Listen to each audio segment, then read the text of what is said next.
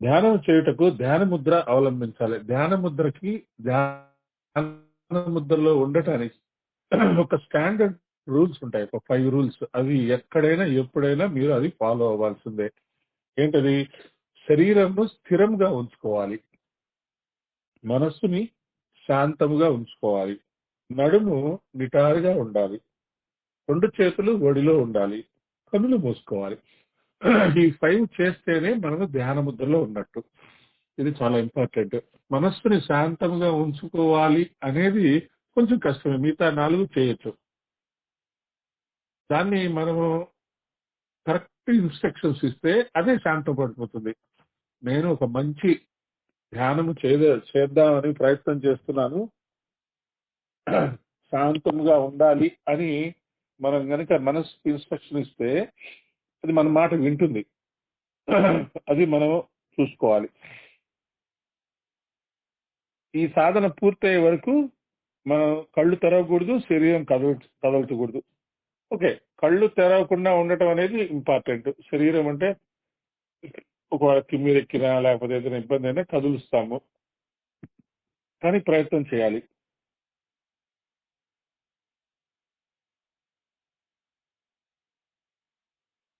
తర్వాత దివ్య సాధన లోకంలోకి మీరు ఎంటర్ అవుతున్నారు అని గురువుగారు చెప్తారు గదా!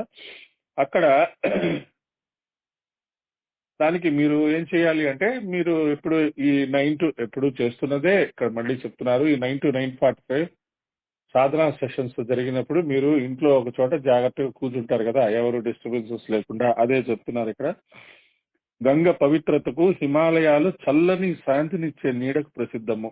ఈ ప్రభావం మన శరీరాల మీద పడుతుంది. అందుకే శ్రీరాముడు, శ్రీకృష్ణుడి దగ్గర నుంచి అనేక ఉచ్చకోటి ఆధ్యాత్మిక సాధకులు గంగ ఒడిని, హిమాలయాల నీడని ఆశ్రయించారు. వాళ్ళ కార్యక్రమాలన్నీ అక్కడే చేసుకున్నారు. కాబట్టే గాయత్రి తీర్థము శాంతిగుంజ్ హరిద్వార్ గంగ ఒడిలోనే ఇవ్వబడింది. అఖండ దీపము నిత్య యజ్ఞము చెప్తున్నాం. అక్కడ చెప్పారు. మన మెడిటేషన్ లో చెప్తారు కదా. నియమిత జపము బ్రహ్మ అనుసంధానం కొరకు స్వాధ్యాయాత్మక సత్సంగా నిరంతరము ఇక్కడ జరుగుతుంటాయి.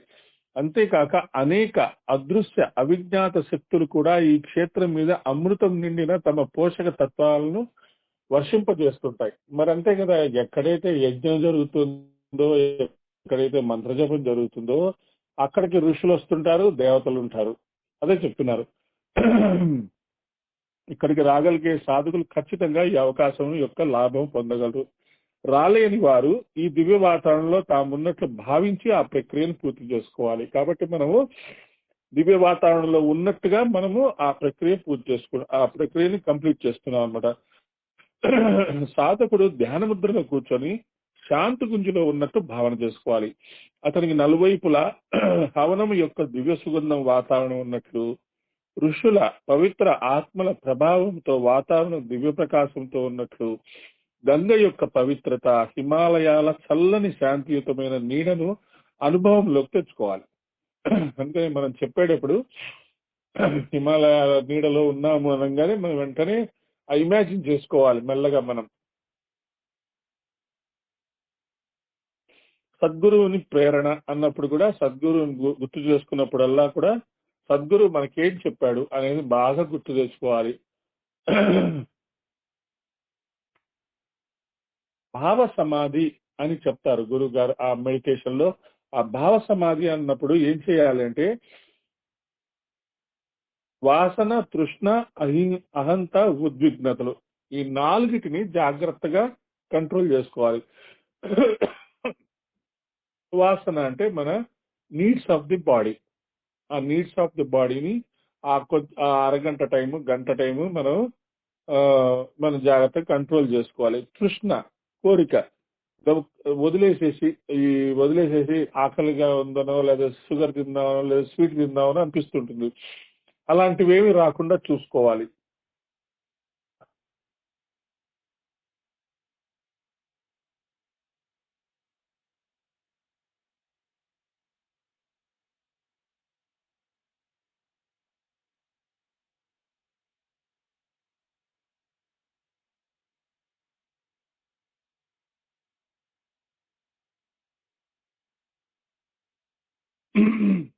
అహంత, ఉద్విగ్నతలు అంటే టెన్షన్స్, లేనిపోని టెన్షన్స్. రాత్రి నిద్ర పడుతుందో నిద్ర పట్టదో, సరిగ్గా అడుగుతుందో అరగదో, రేపు ఏం జరుగుతుందో. ఏదో ఒక టాస్క్ తీసుకుంటాం ఈరోజు, అది సగం కంప్లీట్ అవుతుంది, రేపు కంప్లీట్ అవుతుందో అవ్వదో, వాళ్ళకి ఇంకెవరికో ఏదో పని అప్పచెప్తాం, అది చేస్తారో చేయడు. ఇవన్నీ మనము స్టార్టింగ్ లోనే ఓంకారం చెప్పినప్పుడే బయట వదిలేసుకొని ఎంటర్ అవ్వాలి. ఇది చాలా ఇంపార్టెంట్. ఎప్పుడైనా సరే చాలా క్లియర్ గా చెప్తున్నారు. శరీరంను మనస్సును శిథిలం చేసే సంకల్పం ఎంత తీవ్రంగా ఉంటుందో ధ్యానము అంత లాభదాయకంగా ఉంటుంది, అది చెప్తున్నారు. దివ్య దర్శనము అనగానే మనం గైడెడ్ పర్సన్ ఏది చెప్తున్నారో అది ఊహించుకుంటూ ఉండాలి. అప్పుడు భక్తుడు భగవంతుడు ఏకమైపోతారు, అది చెప్తున్నారు. సవిత ఇష్ట దైవము అని చెప్పినప్పుడు అదొక్కటే మనకి కొంచెం ఆలోచించాల్సి వస్తుంది. దాని గురించి ఏం చెప్పారో చూద్దాం. ప్రకాశము వేడి, లైట్ హీట్. లైట్ అంటే ఏంటి? జ్ఞానము, ప్రజ్ఞ, వివేకముల ప్రతీక. లైట్ ద్వారా మనకి knowledge, consciousness, awakening of consciousness, intelligence వస్తాయి. వేడి వల్ల ఏమవుతుంది? అగ్ని యొక్క ఊర్జ మనలో యాక్షన్ అన్నమాట, ఎప్పుడు హుషారుగా ఉండటం మనకి వస్తుంది. యజ్ఞము దగ్గర ఉన్నప్పుడు మన ఆ రెండు ఆ ఆ ప్రకాశం, ఆ యజ్ఞము దగ్గర ఉన్న లైట్ వల్ల గాని, దీపం వల్ల గాని, ఆ వేడి వల్ల గాని మనం తీసుకోవాల్సిన విషయాలు ఇవి. దీని ద్వారా మనకి సూర్యుడు, సవిత అనగానే సూర్యుడు అని చెప్తుంటాం కదా. సూర్యుడు మనకి రెగ్యులర్ గా లేవటము, టైంకి లేవటము, ఒక ఒక క్యాలెండర్ లైక్ లైఫ్, ఒక డైరైజ్డ్ లైఫ్ మనకి నేర్పిస్తాడు. ఎప్పుడు శ్రమశీలత, ప్రకాశ వితరణ, జాగరణ, ఇవన్నీ మనకి సూర్యుడి నుంచి నేర్చుకోవచ్చు.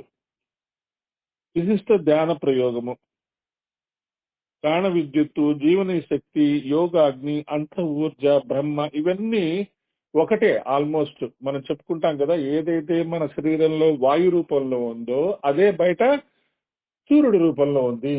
ఆ మన శరీరంలో ఉండే ఆ ప్రాణశక్తే కుండలిని. ఆ ప్రాణశక్తే హృదయంలో ఒక రకంగా ఉంటుంది, తర్వాత కంఠంలో ఒక రకంగా ఉంటుంది, శిరస్సులో ఒక రకంగా ఉంటుంది, కాళ్ళల్లో ఒక రకంగా ఉంటుంది, వెన్నెముకలో ఒక రకంగా ఉంటుంది. వెన్నెముకలో అటు ఇటు తిరిగే ఆ ఆ ప్రాణశక్తియే కుండలిని. అది మనము జాగరణ జరిగింది అని భావన పూర్వకంగా మనము ఇమాజిన్ చేసుకుంటాము.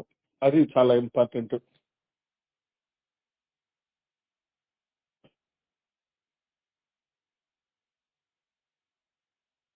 ప్రథమ చరణం ఫస్ట్ మంథన, మనము మజ్జిగ చిలికినట్టుగా మనం ఊహించుకుంటాం మన వెన్నెముకని. రెండవది ఆ మూలాధారంలో ఏర్పడిన ఆ కదలిక పైకి వెళ్తోంది అని ఊహించుకుంటాము. మూడవది ఆ పైకి వెళ్తూ వెళ్తూ ఒక్కొక్క చక్రాన్ని ఓపెన్ చేసుకుంటూ వెళ్తోంది అని ఊహించుకుంటాము.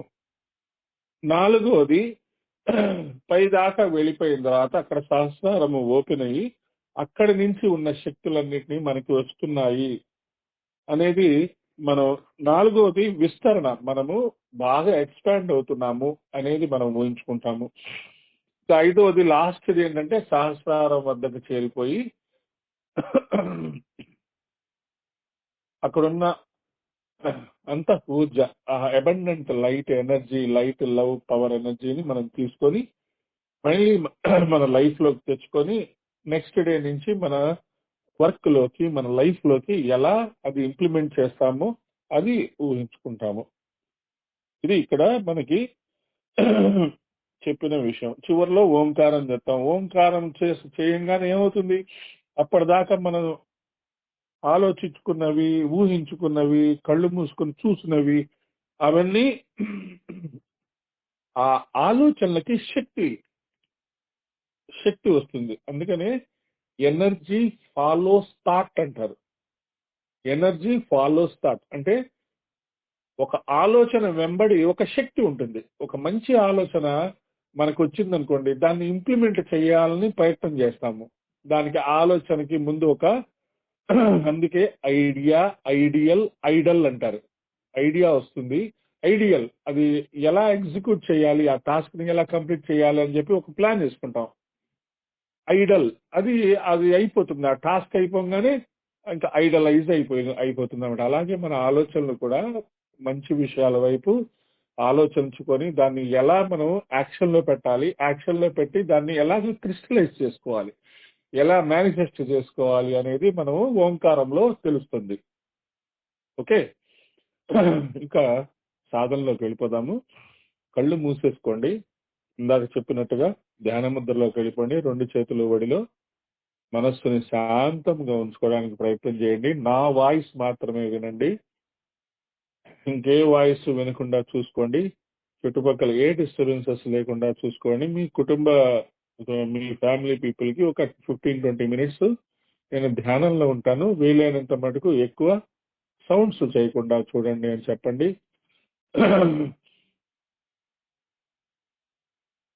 మొన్న పౌర్ణమి మెడిటేషన్ లో మనం ఎలాగైతే హిమాలయాలకు వెళ్ళి అక్కడ క్రైస్తుతో పాటు బుద్ధుడి యొక్క విషయాలు, బుద్ధుడి యొక్క స్పీచ్ మనం అందరం విన్నాము. మరి ఆ రోజు వచ్చిన వాళ్ళు ఇప్పుడు ఉన్నారో లేదో తెలియదు, కానీ మనం అందరము క్రైస్తుతో సహా హిమాలయాస్ లో కూర్చొని బుద్ధుడు చెప్పిన స్పీచ్ విన్నాము. అంతే, అదొక స్టేట్మెంట్ అంతే. నేను విన్నానా, నాకు తెలుసా, నాకు అర్థం కాలేదు, నాకు వినపడలేదు, నాకు తెలియట్లేదు, నాకు అవేర్నెస్ లేదు, ఇవన్నీ ఆ క్వశ్చన్స్ ని అలా పక్కన పెట్టేయండి. ఎస్, వీఆర్ దేర్ అని నమ్మండి. ఆ ఆలోచన మీరు గనక నమ్మితే, ఆ భావన గనక మీరు నమ్మితే, ఆ భావనలో మీరు సమాధి కోసం ప్రయత్నం చేస్తే ఆ బుద్ధుడు చెప్పిన మాటలు మీ జీవితంలోకి దిగిపోతాయి. మీ లైఫ్ లోకి అవి ఒక కొత్త ఆలోచనలు, కొత్త వరవడి ఇస్తాయి. New type of hobbies, habits and new type of goals మనకు వస్తాయి. అది అది ఈ జన్మకే కాదు, కొన్ని జన్మల వరకు మనతో ఉంటాయి. అది బాగా అర్థం చేసుకోవాలి. అలాగే ధ్యాన ముద్రలో కూర్చున్నారు కదా, సావధాన్.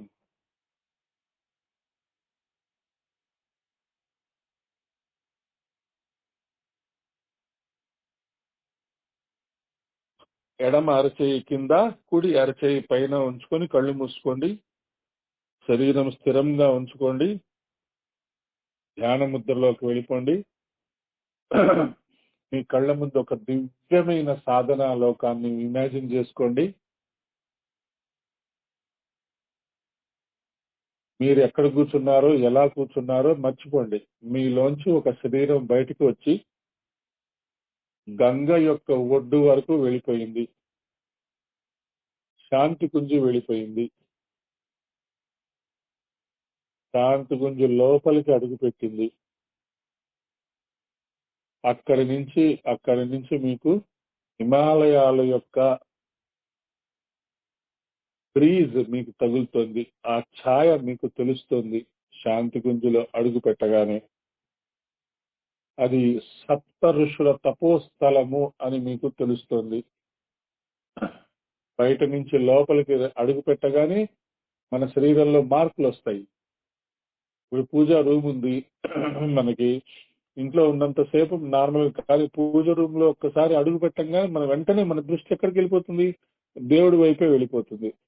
అక్కడ ఏమున్నాయి, ఎలా ఉన్నాయి, పూజ చేసుకోవడానికి ఏమున్నాయి, ఎలా ఉన్నాయి, ఏంటి, ఎన్ని ఏమున్నాయి, అవి ఏమేమి తీసేయాలి. అలాగే మనం ఇమాజిన్ చేసుకుంటూ ఉంటాం. సప్త ఋషుల తపోస్థలము, శాంతి కుంజ్, బ్రహ్మవర్చ శోధ సంస్థాన్. అక్కడ ఎంతో మంది ల్యాబొరేటరీస్ లో సాధనలు చేసుకుంటూ, ఆ సాధనలు మన బ్రెయిన్ మీద ఎలా ఇంపాక్ట్ వస్తాయి అనేది ఎంఆర్ఐ ద్వారా, స్కాన్ ద్వారా ఎక్స్పెరిమెంట్స్ చేస్తున్నారు. గాయత్రి తీర్థము, గాయత్రి అమ్మవారి టెంపుల్, అక్కడికి వెళ్ళాము, నమస్కారం చేసుకున్నాము. అఖండ దీపం దగ్గరికి వెళ్ళాము, నమస్కారం చేసుకున్నాము. తర్వాత నిత్యము యజ్ఞము జరిగే చోటుకి వెళ్ళాము. అక్కడ ఆహుతులు వేస్తున్నారు. చుట్టూ కనీసము 300-400 మంది ఉన్నారు.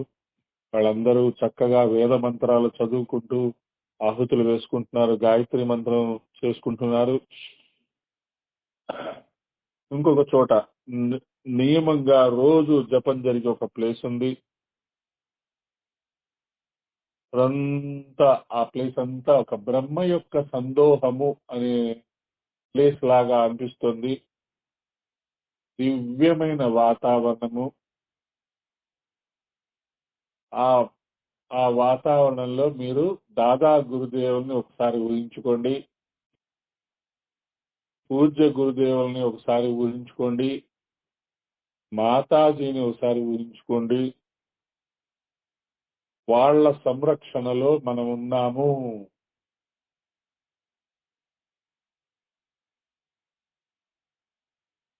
ఆ మాతాజీ గురుదేవుల యొక్క పాదాలని గుర్తు తెచ్చుకోండి.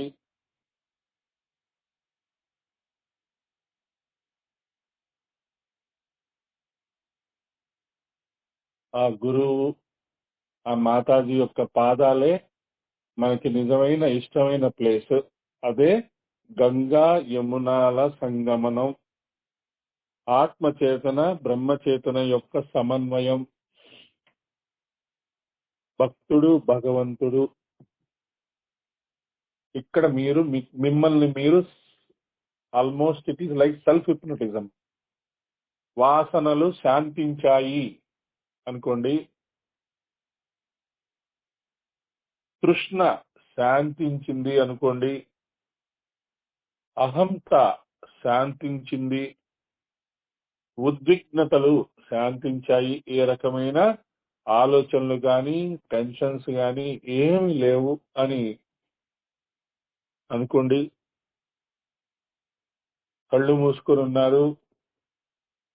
ఉదయించే సూర్యుడిని ఒకసారి గుర్తు తెచ్చుకోండి ఎలా ఉన్నారో. ఆ ఉదయించే సూర్యుడు బంగారు రంగు గల సూర్యుడు. ఆయనే సవిత, ఆయనే గాయత్రి, ఆయనే శ్రీరామ్ శర్మాచార్య, ఆయనే సద్గురువు, ఆయనే మొత్తము. ఆ ఉదయించే సూర్యుడిలో మీరు ఎవరిని కావాలంటే వాళ్ళని చూసుకోండి, అమ్మవారిని కూడా చూసుకోండి.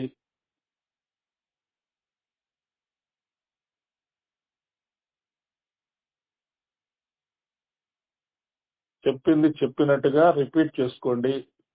సవిత, ఇష్టదైవము, లక్ష్యము, ఉపాస్యము. సవిత, ప్రకాశము, జ్ఞానము, ప్రజ్ఞలు.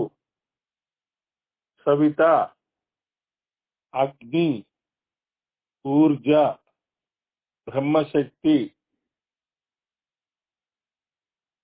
సవిత బ్రహ్మ,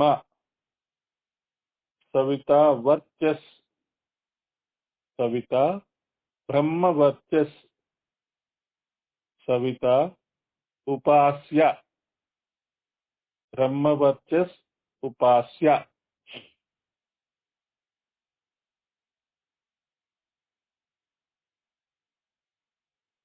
ఏకత్వము, మళ్ళీ రిపీట్ చేసుకోవాలి. అద్వైతము, ఏకత్వము, అద్వైతము. సాధకుడు సవితకు సమర్పణ. మనము సవితకి సమర్పణ చేసుకుంటున్నాం. సాధకుడు సవితకు సమర్పణ, సమర్పణ, విసర్జన, లయమగుట. కలిసిపోయాం మనం.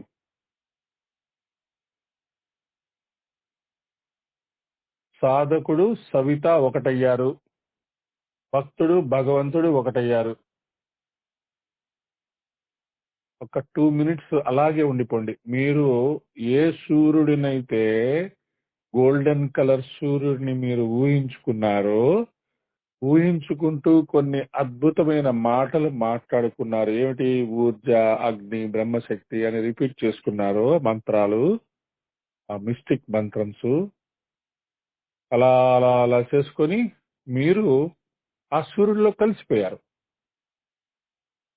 కళ్ళు మూసుకుంటే సూర్యుడు ఒక్కడే ఉన్నాడు, ఇంకెవ్వరు లేరు.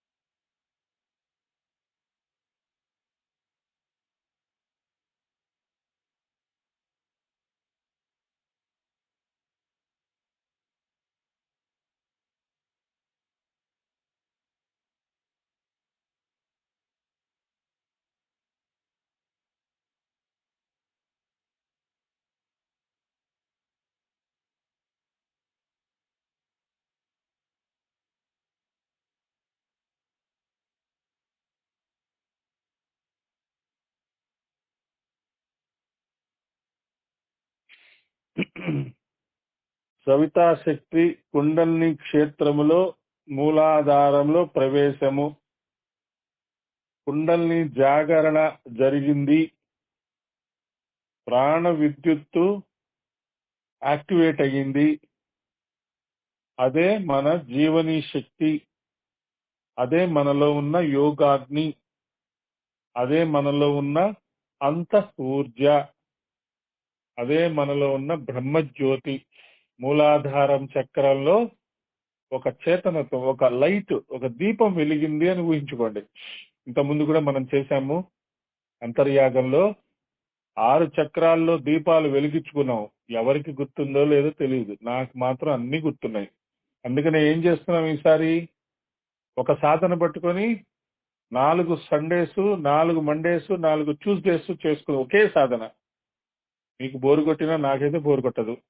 కాబట్టి అదే రిపీట్ చేస్తున్నాము, అదే ఎక్స్పెరిమెంట్ చేస్తున్నాము.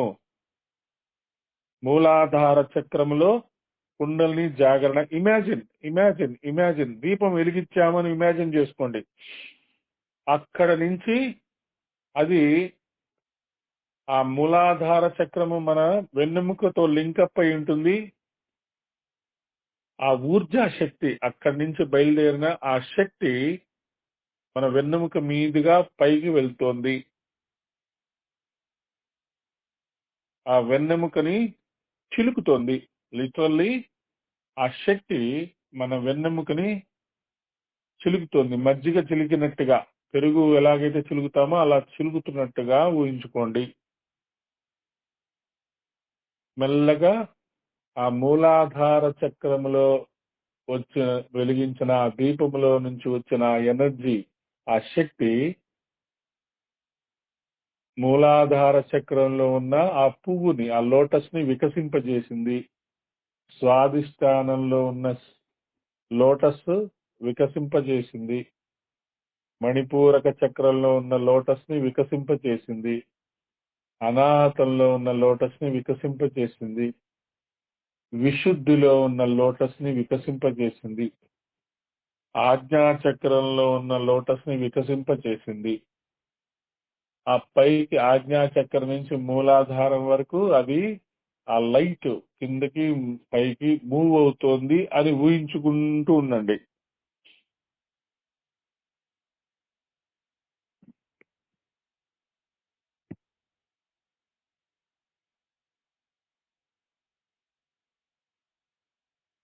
ఇటు మూలాధారంలో స్టార్ట్ అయిన ఆ దీపంలో నుంచి వచ్చిన ఆ వెలుతురు ఆజ్ఞా చక్రం వరకు అలా పైకి కిందకి ఆ లైట్ వెళ్తూ వస్తుంది. మన శరీరంలో దాని యొక్క ఆరా పెరుగుతోంది, బాగా విస్తరిస్తుంది. యోగాగ్ని విస్తరణ, ఆత్మసత్తా బ్రహ్మసత్తాగా విస్తరణ, నిప్పురవ్వ దావానలముగా విస్తరణ, జ్యోతి మహాజ్వాలగా విస్తరణ, ఆత్మసత్తా విస్తరణ, ప్రసారణ జాగరణ, కుండలిని జాగరణ. మన శరీరంలో అణువు ఆ వెలుతురుతో నిండిపోయింది. అలా ఆ వెలుతురు, ఆ యోగాగ్ని మన శరీరము దాటి మొత్తము ప్రపంచమంతా యోగాగ్నితో నిండిపోయింది.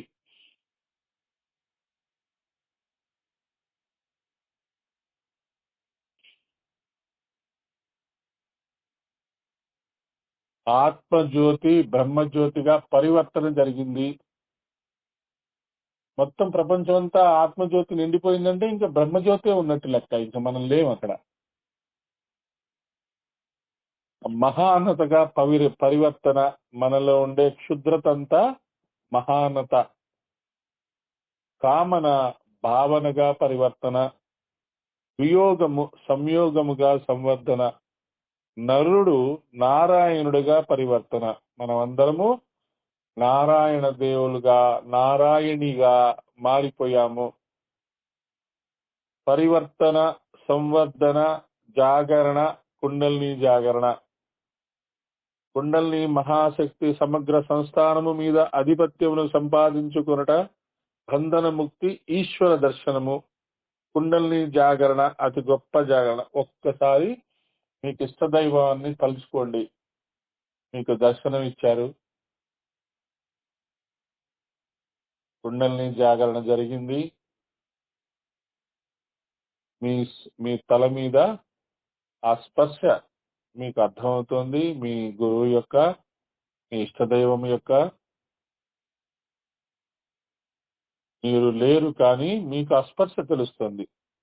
ఆ భగవతత్వము, ఆ గురుతత్వం మాత్రమే ఉన్నది. అంతటా వ్యాపించి ఉన్నది.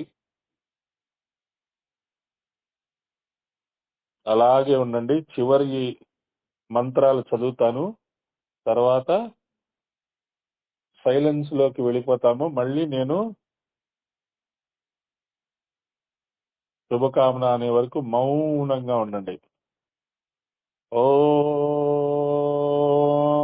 తమసోమా జ్యోతిర్గమయ. ఓం అసతోమా సద్గమయ. ఓం మృత్యోర్మా అమృతంగమయ. ఓం ఓం ఓం ఓం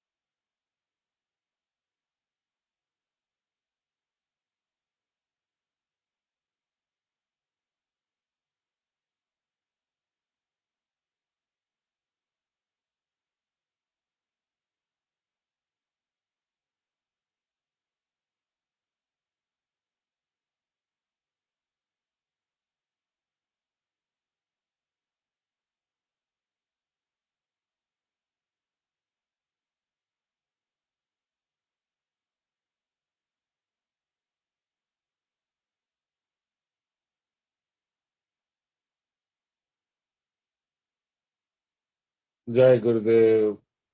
అందరూ ఫాలో అవుతున్నారా చెప్పింది? ఏమైనా ఇబ్బందిగా ఉందా? లేదు, బాగుందండి. ఇమాజినేషన్ జాగ్రత్తగా గంగని ఊహించుకోవడం, హిమాలయాలను ఊహించుకోవడం, అది ఎంత మనం మన శరీరాన్ని మనం ఎంత విస్తరణ చేసుకున్నామని ఆలోచించుకుంటే అంత మంచిది. మనం ఇదంతా ఇమాజినేషనే కదండి, అంటే ఇమాజినేషనే క్రిస్టలైజేషన్ ఆఫ్ థాట్స్. అది మెల్లగా ఎంత విస్తరణ చేసుకుంటే కుండలిని జాగరణ జరిగింది, మూలాధార చక్రంలో ఆ చేతనత్వం స్టార్ట్ అయింది, ఆ కమలాలు వికసించినాయి. ఇవంతా ఇమాజినేషన్ నుంచే రియాలిటీకి వెళ్తాం. ధ్యానం అంతా ఇమాజినేషనే. అది జాగ్రత్తగా చెప్పినట్టుగా మీరు అలా ఊహించుకుంటూ ఉంటే ఖచ్చితంగా అది జరిగి తీరుతాయి.